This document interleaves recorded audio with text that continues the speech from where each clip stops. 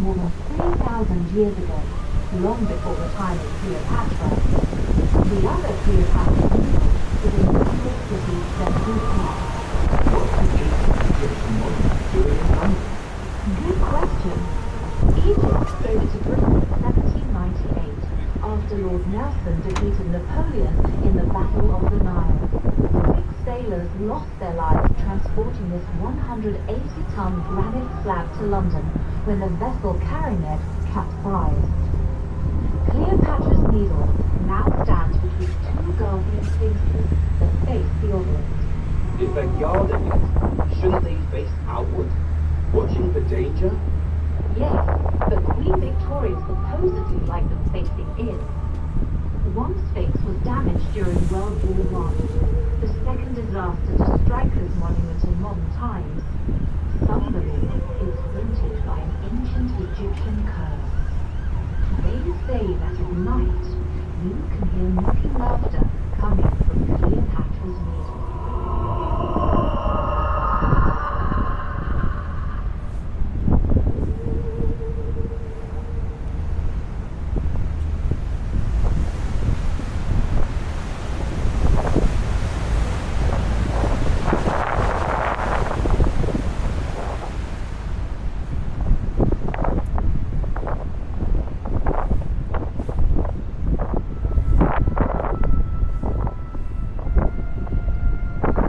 As we sail through central London, you may see a row of green sculpted metal lions' heads along Victoria Embankment on the North Shore. These lions hold rings in their mouths for mooring boats, but there are also an early warning system for flooding.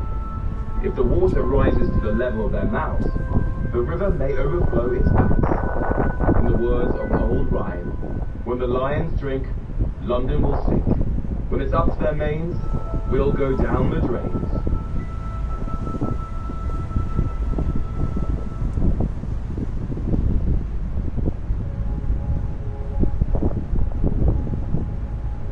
Commercial advertising is forbidden along the Thames. But the makers of OXO beef cubes found a clever way around that restriction.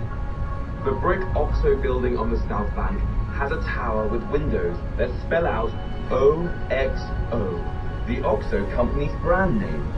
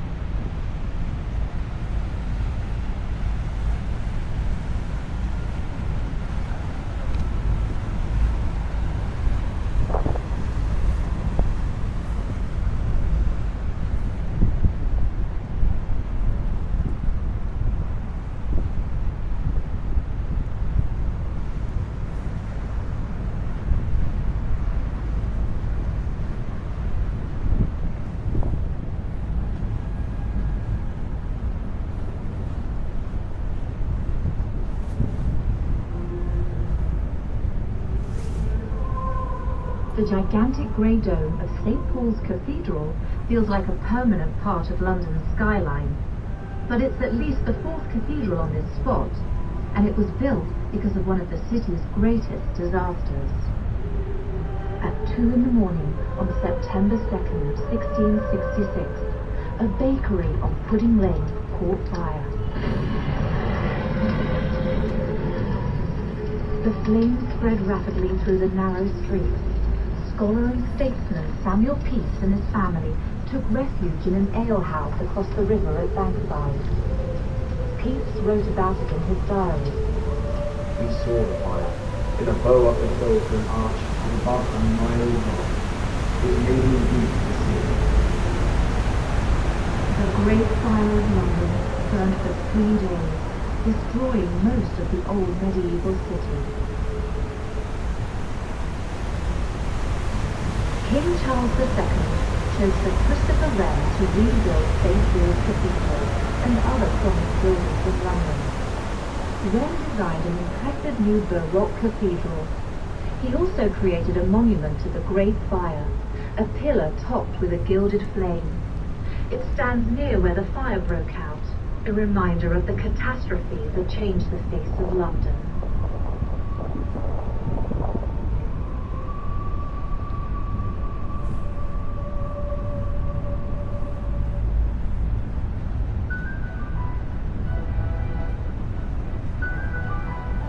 On the south bank stands London's old Bankside Power Plant, made of brown brick with a towering chimney.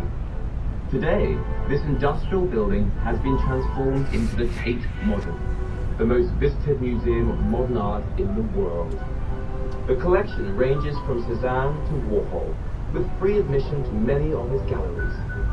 The Millennium Bridge, a footbridge across the Thames, leads directly from the Tate Modern to St. Paul's Cathedral.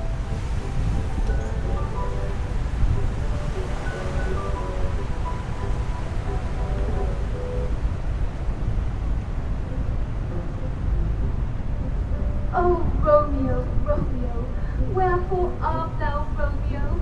Deny thy father and refuse thy name. Or, Shakespeare's company of players performed Romeo and Juliet and his other plays in a theatre named the Globe. A replica of Shakespeare's Globe now stands on the South Bank, near the site of the original.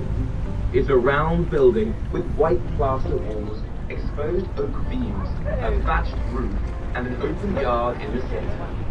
On a stage in that yard, actors perform plays exactly as they were done in Shakespeare's time. Well, not exactly. Did you know Juliet was originally played by a boy? Acting was considered an indecent profession for women, so young men played all the female characters. Wealthy playgoers could afford to sit in covered galleries around the sides of the theatre. Common folk stood in the yard. People didn't bathe often back then, and they had a habit of chewing garlic, which they thought protected them from the plague. Imagine trying to play Hamlet or Lady Macbeth to an audience that, quite frankly, stank. Today, some playgoers still stand in the yard at Shakespeare's Globe. But modern hygiene makes attending plays more pleasant than it was in Shakespeare's day.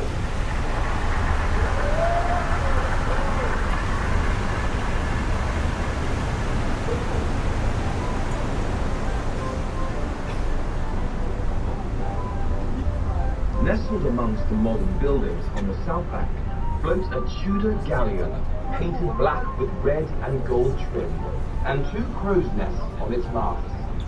It's an exact replica of the Golden Hind, the flagship commanded by Sir Francis Drake on his historic voyage around the world. Why did Drake set off this daring quest? For the glory of England, of course. Unofficially, it's also more than likely that Queen Elizabeth I encouraged him to loot any Spanish treasure ships he encountered on the way. Drake returned laden with riches, and the Queen's share of that stupendous wealth amounted to an estimated £600,000 in 1580, the equivalent of many millions today, more than enough to pay off the country's national debt.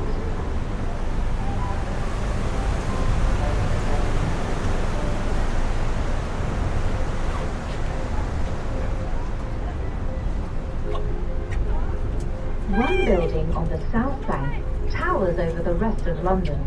It's the narrow pyramid that's open at the top, as if the pyramid had been left unfinished. This glass-covered building is known as the Shard of Glass. It stands 310 meters, or 1,017 feet tall.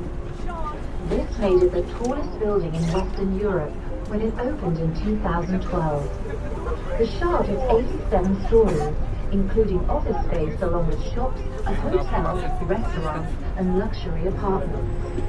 For a truly heart-stopping view of London, go up to the observation areas on the top levels. You'll also get a close-up look at the clear blue glass that covers the building, which is designed to reflect the sky. On one of those rare sunny days in London, the Shard sparkles like a diamond. London's skyline today really mixes modern and historic buildings. Personally, I love the aesthetic, but not everyone agrees. Some Londoners have a very cheeky attitude when it comes to modern architecture. Any new eye-catching building instantly gets a funny nickname. Scan the skyline and you'll see 3 buildings known as the Walkie-Talkie, the Cheese Grater, and the Gherkin. I'll let you guess which one is which.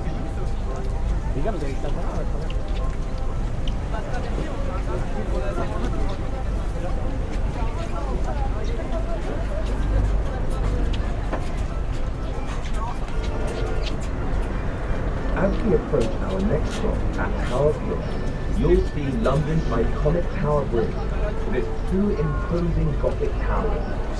The roadway lifts open when 4 ships sail through. Since the bridge moves over water, Lloyd's of London I don't think this is a good idea. and the ship. Just offshore near the south bank is the HMS Belfast, a vast grey and blue British battleship that served in World War II and the Korean War. Today, it's an exciting museum with interactive exhibits. The gun turret experience recreates the light, smoke, vibration, sound and smells of fighting a battle. The operations room has radar screens and touchscreen cutting tables that put you in control of a fleet of warships. The Tower of London, more fact, is a square stone fortress with dome turrets and less cool. Over the centuries, the tower has also served as a royal palace, an observatory, a prison, and an armory, and is the home of the dazzling crown jewels, which are on display today. Hey, come down.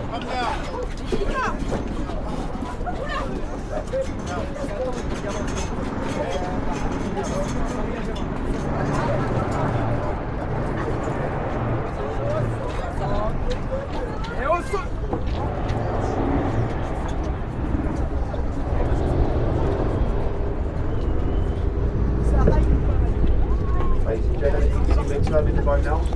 We're going to be making a stop at Tower Pier. This boat is out of service at this station, so Tower Pier, we are out of service. Everybody would have to leave.